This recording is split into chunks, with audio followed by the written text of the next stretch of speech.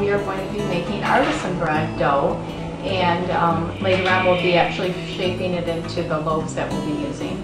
But right now we're just going to make the dough that can be used for many different things. And it is 3 cups of water. It doesn't matter the temperature, you just don't want it too hot, but it doesn't matter if it's cool. So it's 3 cups of water. And it also doesn't matter what order you put it in either. A tablespoon and a half each of kosher salt and yeast. A tablespoon and a half? Yeah, tablespoon and a half of the salt.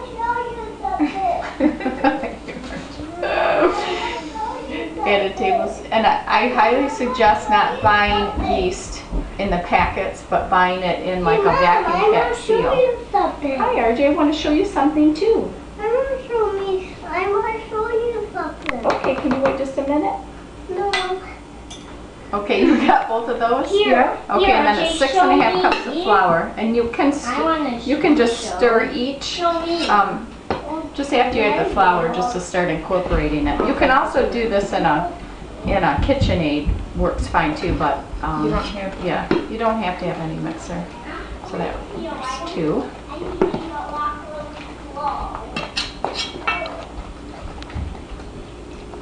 There's 3.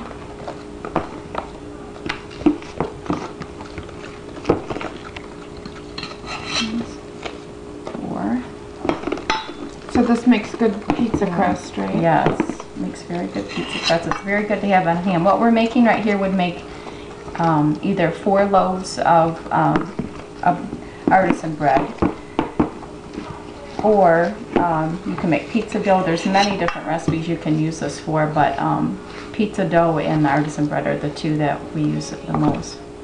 That's 6, and then a half, 6 and a half. The most common problem with this recipe not working out is the yeast not being good. That's why I highly suggest using a kind of yeast that you get like in a vacuum sealed bag. This is Red Star, but there's other ones that make that. Okay, this is the last addition.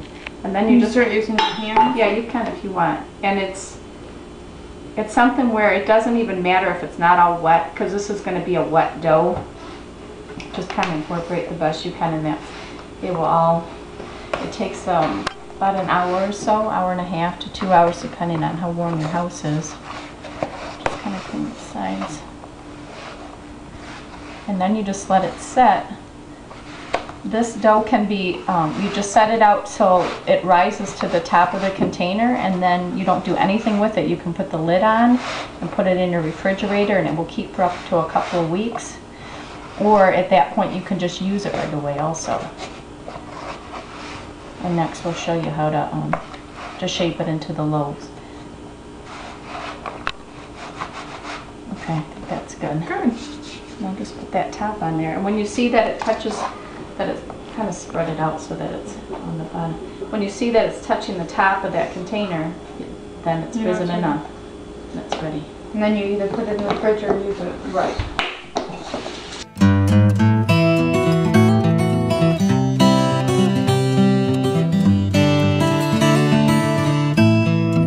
I've already showed you how to make the dough, and now after the dough has risen, we're going to shape it and put it on our pizza peel. So the first thing that we do is cover our pizza peel with some cornmeal. Okay, just sprinkle it on there. And then we flour our hands because this dough is a sticky dough. So flour your hands. That good? Yeah, that's good. And we'll sprinkle a little on top too.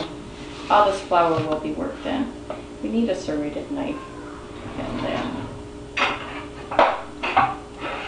too small? well, that's good. Cut the dough. Your recipe will make 4 loaves. So we're each going to take one. We're just going to each make 1 right now. Take that out. And you just shape it into a ball. Just kind of keep on tucking that underneath. And you put it on your pizza peel. Okay. Oops. It split.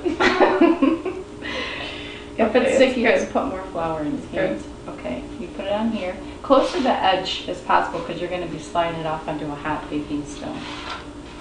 And then you cut slits in the top however you want to. I just usually do a cross, but you can do yours however you want to. I'll do a cross too. And, you could sprinkle Asiago cheese on top or whatever you want to put on top of it, or you can just leave it like that.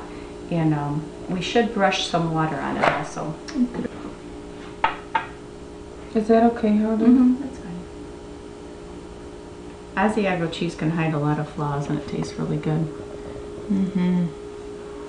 If you are using Asiago, you put about a half a cup.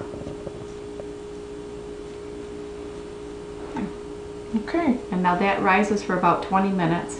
And while it is rising, you can heat your oven up to 425 degrees with your stone in the oven. You need a baking stone. This is going to be slid onto a baking stone. So we will preheat the oven right now with the stone in it. So now our artisan bread is ready to be put into the oven. It's risen for about 20-25 minutes or so. And our baking stone is heated up in the oven.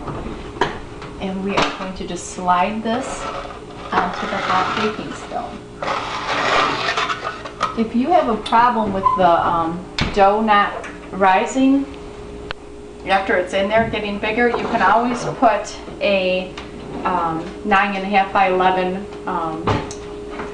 pan in there and pour some hot water in it, and the steam will help it rise even more. But we don't seem to have a problem with that right now, so we're going to keep it like that. Keep it simple.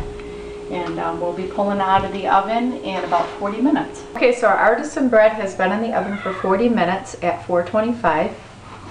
I'm going to take it out. This is what it will look like.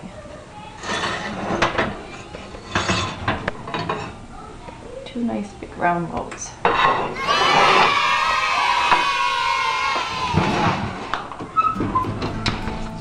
What I usually do is I keep it on this baking stone until it cools because it's still cooking inside, and that's just to ensure that it's cooked all the way through.